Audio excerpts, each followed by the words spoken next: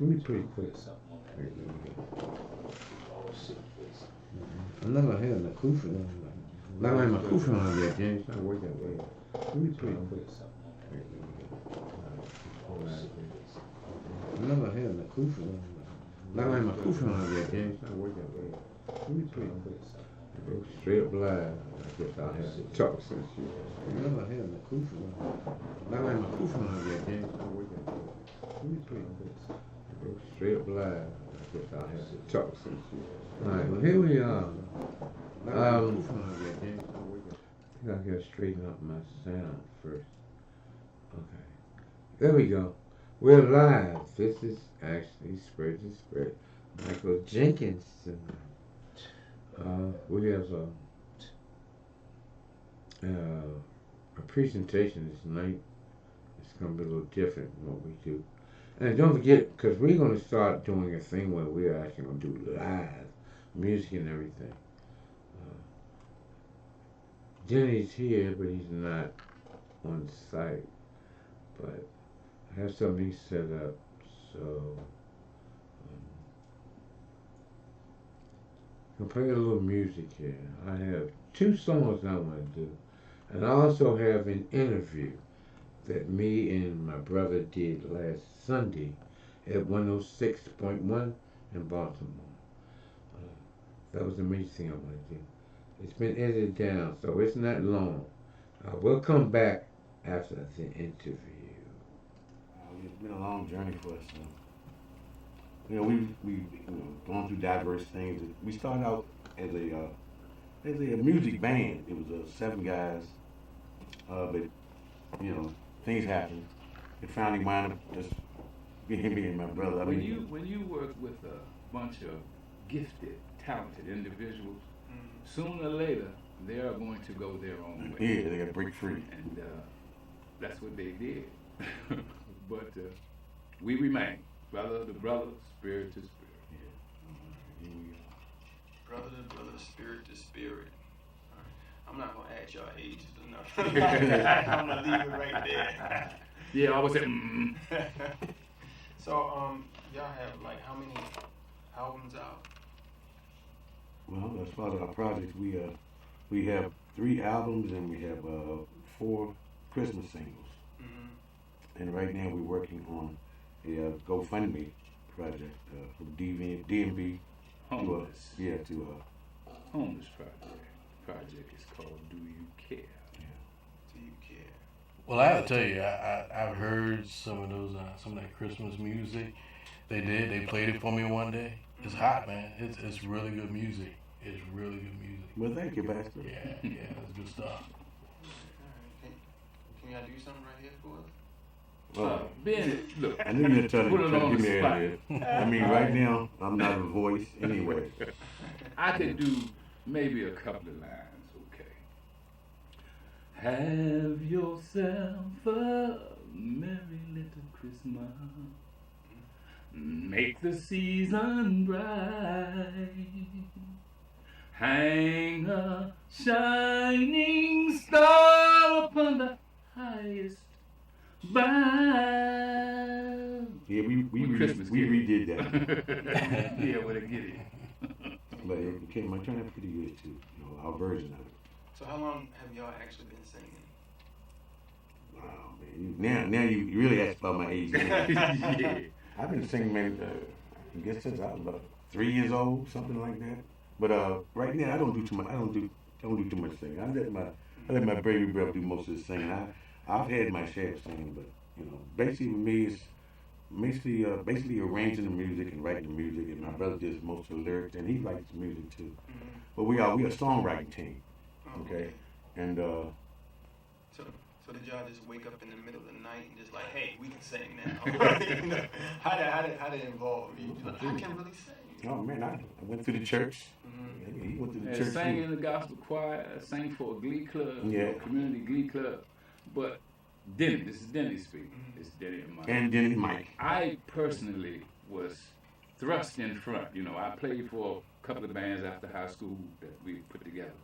And the guys kind of like threw me out front, Now, my voice I guess most artists don't like their voices, Mhm. but mine has grown on me, and I have learned how to use it to make it go, to not make it go where it cannot go.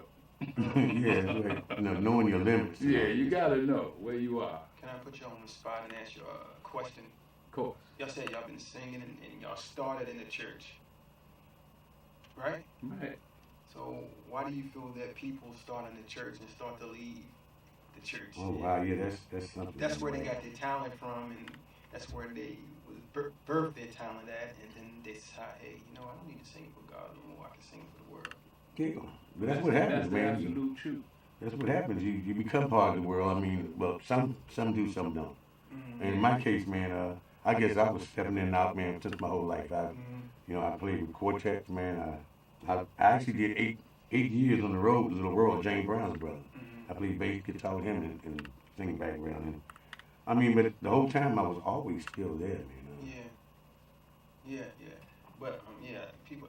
So do you still get to merge sometime writing certain songs and be like, no, I'm gonna ball this up and throw this in the trash? I do most of the lyric, okay? And since I was 12, 13 years old, the kind of writing I've done has never really been about dance, party, have a good time, drink, blah, blah, blah. They were from my spirit, my feelings, And even my mother said, like, you too deep to be too young. You know what I mean? Speaking on things that the average person takes for granted or doesn't think about. But again, we were raised in the church. And as you grow up, and peer pressure basically pulls you from the church. The grass look green over there. Yeah. It's just nothing but trouble. Yeah, you be wanting to fit in, Yeah. trying to fit in. Yeah, with the money and the fame or just being seen. I mean, even though I never really hit the big time per se, but I've been there, and I've been around a lot of big artists and all that, and actually played with a whole lot of them. But well, I mean, like the bottom line is, man, it still comes down to what we're doing now. I mean, the majority of my life, my musical life, has been doing gospel, inspirational message music. Because right now we're working with a genre called message music. That's actually something we're trying to push now for the music industry to actually accept this. We have, you'll have subgenres of message music, but instead of having Dirty South and all these crazy names they have in genres, we talking about message music where it's nothing but inspirational music. Inspiration, positive, Yeah. hope, encouragement, Yeah. the whole 9 yards. Well, I want to go back to that question you asked about as far as the church is concerned. See, a lot of times we've forgotten the church history with music. Back in the day, people would go outside the church into clubs because the church wouldn't pay. Oh yeah, oh wow, yeah. Right. So if you listen carefully to like real old church music, and then you listen to James Brown and all these other guys, you hear the riffs that you hear originally It's all in there. church, right? And those guys just went left the church and said, okay, I got to go make some money. It's all there. And we even see some of it today with our young up and coming artists. A lot of times churches don't want to pay them, right? And then they don't want them to go out in the world and sing, but they don't want to have them in church and pay them. Yeah. Right? That's true. Hey, that's an issue, that we like to see corrected. Amen. Amen. Yeah, I agree with that. I see that going on a lot. But let's talk about this song that you had. Okay, this particular song was come to me, was put together for To Save Soul Records, a new EP. The song itself speaks about God calling out to us, because we live in such a selfish world, and such troubling times that we don't realize God is always speaking to us, but we miss it because we're busy with self. Yeah. This song was designed it's an invitation. It's actually called The Invitation. The EP is called The Invitation. God saying, come to me. Yeah. And drug addiction also, because it's in the lyrics in the song, you play it. The same thing. Whatever you're ill, God says, come to me. Okay. You tuned into the Praying Power Music Radio Show with your host, Manuel Ringo, that was coming to me by spirit to spirit. All right. Come to me. Indeed. Come to me. That sounded like a T.D. Jackson there with that lament. Yeah, that's how It wasn't T.D. Jackson, but it sounded just like it did. So which one of y'all wrote that one? I wrote it. Denny. Yeah, he did the lyrics, I I did the did the music. lyrics. Mike Okay. did the music. Okay. So what inspired you to do that particular song? This is Denny speaking. Look, I have quite a testimony.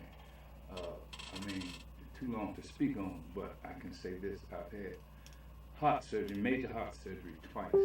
I've had a broken neck, and I'm walking and talking. I've been addicted and institutionalized at a mental institution for a number of years, and through it all, God was speaking, saying, "You're going through all this, man. Come to me. You know, I can take care of that. You know, you can't do it in your own power, because I tried." And that's basically where that song came from. That's gratitude from my spirit for God bringing me out of all of that.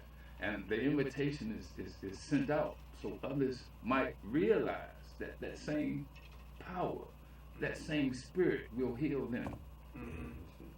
Give them a chance. That's the only way. Yeah, the door is open, man. Before you call your doctor, you gotta call God. Yes, Send you that's to the right doctor. Indeed. So when your brother is writing something like that, and you're interpreting what he wrote and you're putting music to it, how do you get through that process? It varies. Like that particular song, he had the lyrics already there. And what I had to do is look at the lyrics and put music to it. I mean, I get inspired by his lyrics, but we also do this. I may have tracks ready for him. Because what I do, I always do a structured thing. I start, with the intro of a song and, the verse, the bridge, the vamp. I'll fix the song just like that, and he'll come down here, and he has this big, thick book of poems. He's also a published poet. Okay. And he'll go through that, and he'll actually put the lyrics with the music I had. So we've done it different kind of ways. Okay. But it always comes out good, man, no matter what we do. It's magic. Every time I talk to you, I don't find out something different about you. So- Now we got poetry on the list. Yeah, okay. Can we get some poetry? Yeah, He's published. I'm working on a book of poetry as well as a book on my life and how it relates to spirit to spirit. As far as the poetry, I can't just give you any because, man, I've written so much right off the top of the head. I couldn't give you what it deserves, but I can say I did write a poem called "Killer." Basically that song was about white culture, how they treated the black American, Afro-American, what we are now, but we're African slaves. Yeah. And Little we are- politics, which yeah. we don't do politics. Yeah, and basically the bottom line of the script was saying, "Hey Billy Bob, I think we taught them boys something, and they taught us how to hate. They taught us how to be against not just our own kind, but any kind." So basically, that was just one, but that was strong in my Some of the mind. early stuff. Yeah, that was really that was strong in my mind, man, because where the world is right now, it's such unease because of our president and the government. There is such unrest.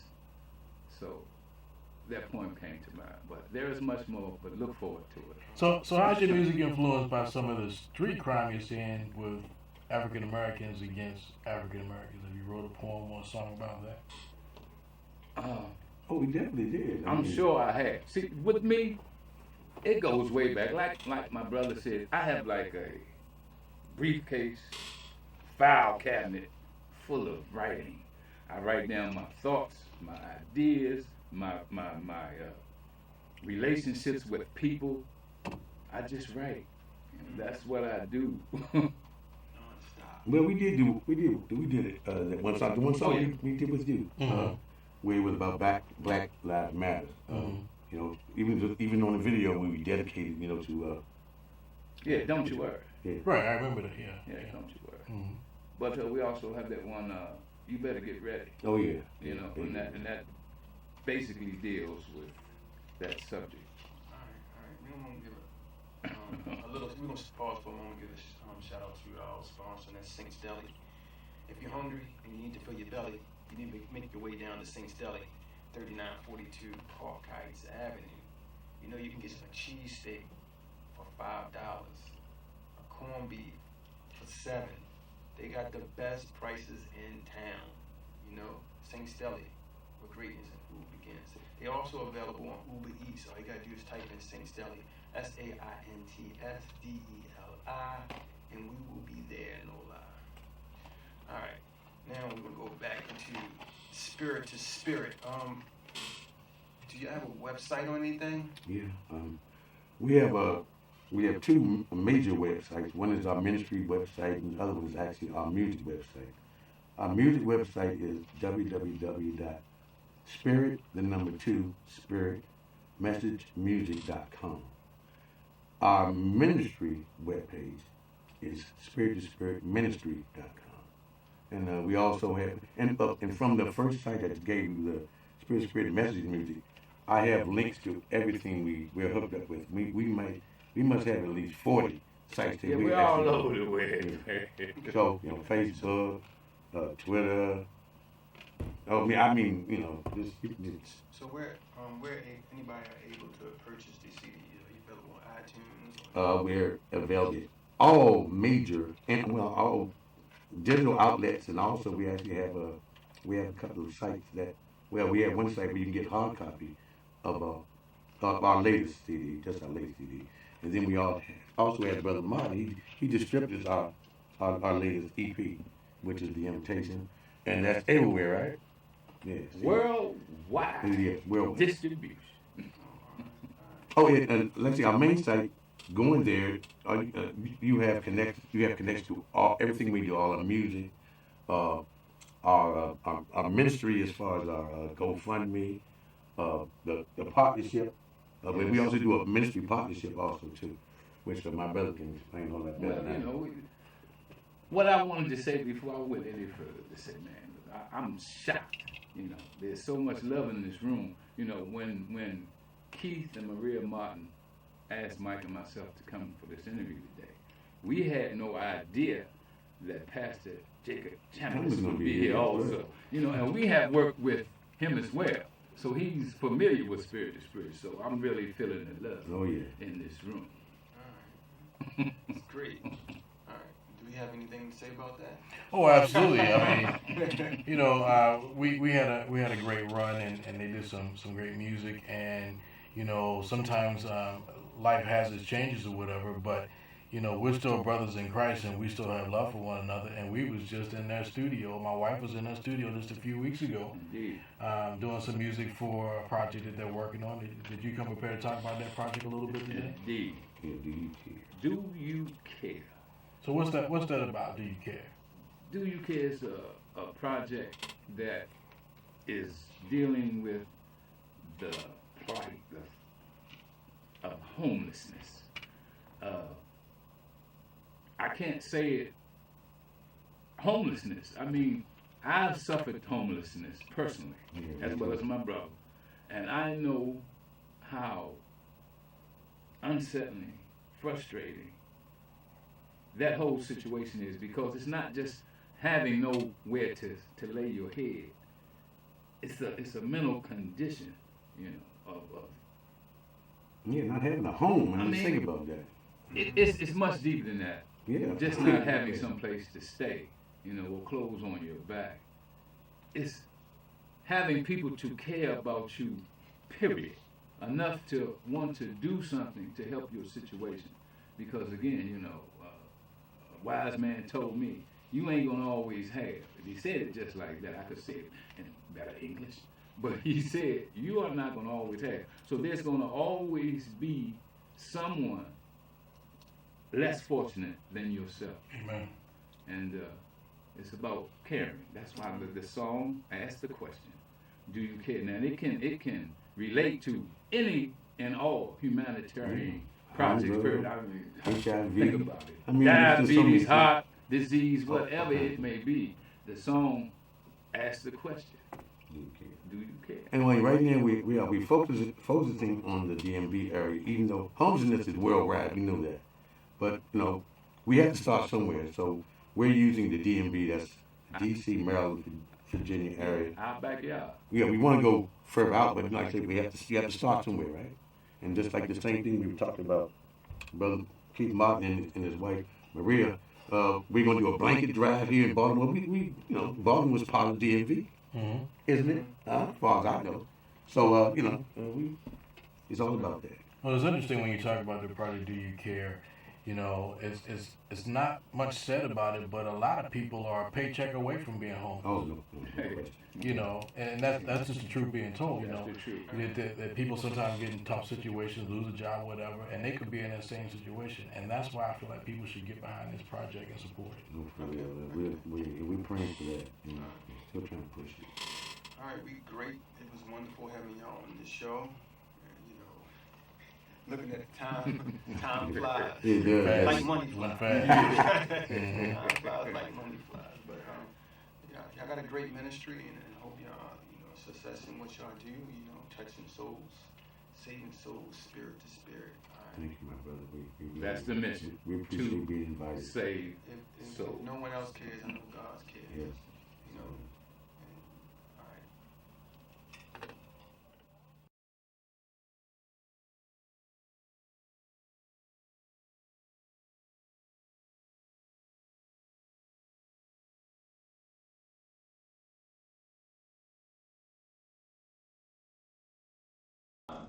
There you go. Okay.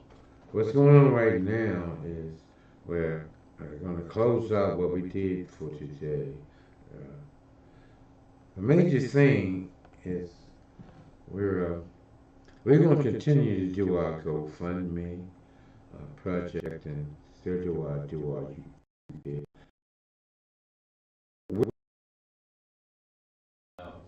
Breaking up. We'll be here Thursday, and hopefully things will be a little bit better because we're actually doing some technology things to make our presentation. It's called upgrading. That's what it said. We're upgrading, and we're learning after each week what we do. So we'll be here next week. I have to apologize for it, not our full presentation, but we had to play the part where what we did last Sunday at the radio station. So, with that, we'll pray that things get better, and remember, like my brother said, don't ever